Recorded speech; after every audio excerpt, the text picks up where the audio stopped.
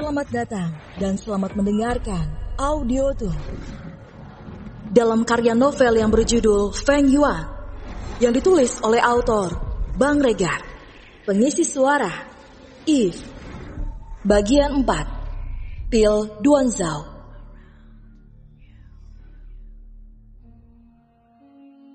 Sepuluh anggota klan Su tampak panik dan memeriksa satu persatu anak-anak yang berusia sekitar 15 tahunan. Entah apa yang terjadi. Anggota klan keluarga kekaisaran itu bahkan bertanya juga pada Feng Yuan. Apakah ia melihat anak remaja mengenakan penutup wajah sepertinya atau tidak? Tentu saja Feng Yuan langsung menjawab tidak. Walaupun ia melihat anak itu, Feng Yuan tetap tidak akan menjawabnya. Karena tak mau repot-repot diperiksa sebagai saksi oleh petugas keamanan ibu kota nantinya. Akhirnya aku tiba juga di asosiasi Sangren. Gumam Feng Yuan. Ia senang melihat pavilion megah dengan kapal terbang dan penggerak siluman angsa putih parkir di halamannya. Siluman angsa putih adalah siluman yang dapat terbang antara benua tanpa berhenti.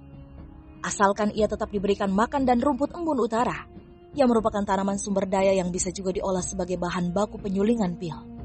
Makanya, ongkos menaiki kapal terbang asosiasi Sangren sangat mahal. Tak sembarangan orang bisa memasuki asosiasi Sangren. Hanya keluarga klan besar dan keluarga kekaisaran saja yang boleh. Karena asosiasi Sangren hanya menjual produk berkualitas tinggi, dan beberapa produk mereka sangat langka, tidak akan ditemukan di asosiasi pedagang lainnya. Feng Yuan melihat seorang remaja dengan penutup wajah sedang bernegosiasi dengan penjaga gerbang pavilion asosiasi Sangren. Namun remaja itu harus kecewa, karena tak memiliki plakat klan besar yang menjadi syarat masuk ke dalam. Dengan menundukkan wajahnya, remaja yang sepertinya adalah seorang wanita itu berjalan menjauh dari pavilion asosiasi Sangren. Entah apa yang membuatnya ingin memasuki asosiasi Sangren. Tetapi firasat Feng Yuan mengatakan gadis remaja itu ingin menjual sesuatu atau membeli pil tingkat tinggi untuk mengobati orang terkasihnya. Feng Yuan menunda memasuki asosiasi Sangren dan mengikuti gadis remaja itu hingga memasuki gang sempit. Namun tiba-tiba gadis remaja itu menyerang Feng Yuan dengan pisau melengkung. Ada energi spiritual kuat yang terkandung dalam pisau melengkung itu. Feng Yuan terkejut dan mundur beberapa langkah. Ranah penempaan tubuh tahap Suan. Feng Yuan menebak ranah kultivasi bela dirinya. Tidak buruk, melihat kamu masih muda. Apalagi roh bela dirimu adalah Phoenix. Sangat disayangkan kamu adalah orang yang dicari oleh anggota klan Shu. Feng Yuan asal tebak saja. Karena gerak-gerik gadis remaja itu mencurigakan. Kamu bagaimana bisa tahu aku pencuri pil Duanzhao? Gadis remaja itu terlihat panik. Pil Duanzhao? Feng Yuan juga terkejut mendengarnya. Pil itu adalah pil paling dicari-cari oleh pegiat seni bela diri. Karena dapat meningkatkan kultivasi ranah penempaan tubuh satu tingkat. Namun pil Duanzhao sangat sulit ditemukan. Kalaupun ada, untuk mendapatkannya harus melalui pelelangan di asosiasi Sangren. Tentu itu bisa mengorbankan jutaan emas. Klan Feng saja hanya memiliki pendapatan kotor 1 juta keping emas tahun. Kenapa pil Duanzhao sangat mahal dan langka? Itu karena bahan-bahan yang dibutuhkan untuk menyulingnya adalah sumber daya langka dan berumur jutaan tahun. Tiba-tiba ide gila terlintas di benak Feng Yuan. Kalau pil Duanzhao dijadikan sebagai mahar pernikahannya, maka klan Seo akan bangga dengannya.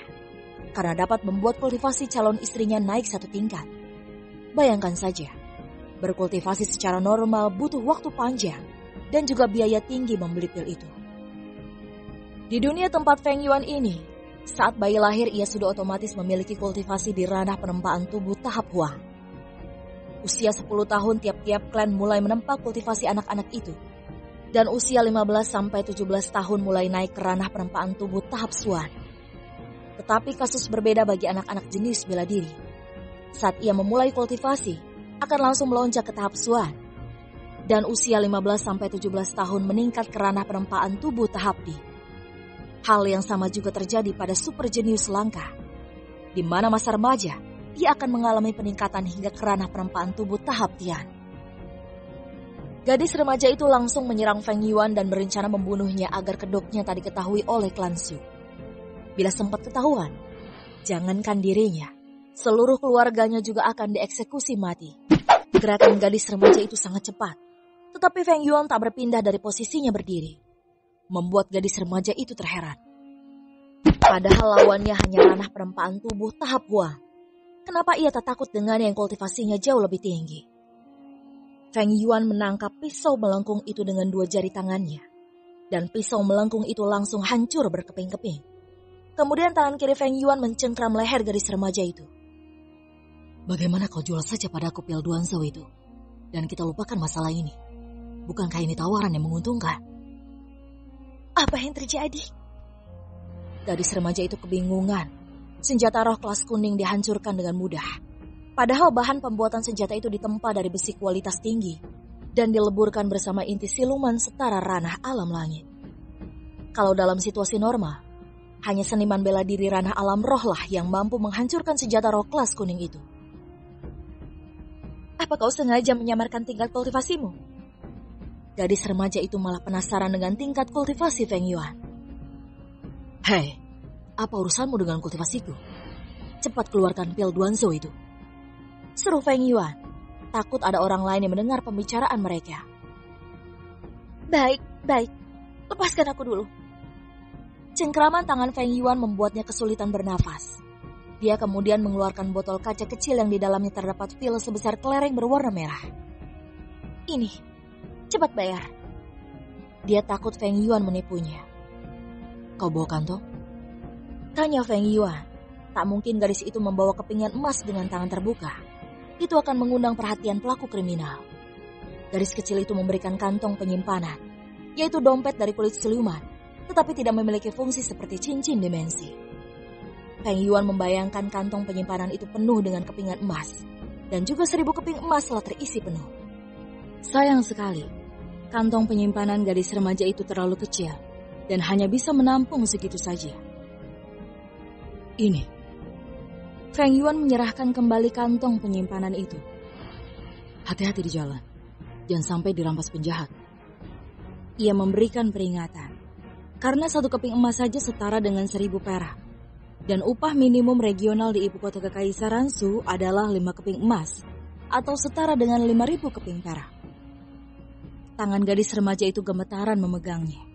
Ia tak menyangka akan mendapatkan uang sebanyak itu. Feng Yuan menyangka gadis itu merasa kepingan emas yang ia berikan terlalu sedikit.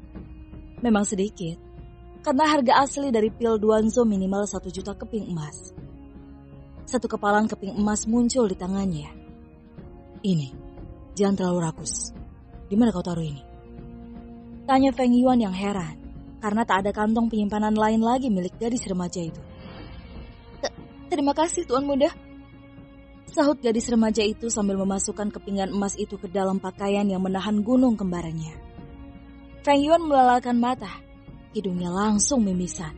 Untung saja ia pria baik-baik dan langsung berbalik badan kembali ke pavilion asosiasi Sengren.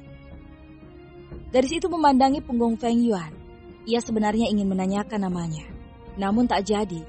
Lebih baik ia memikirkan cara kabur dari negeri ini. Karena sebentar lagi Putri Suyu akan menyadari siapa yang telah mencuri pil Duanzhou miliknya. Karena ia tak muncul lagi sebagai pelayannya. Bersambung.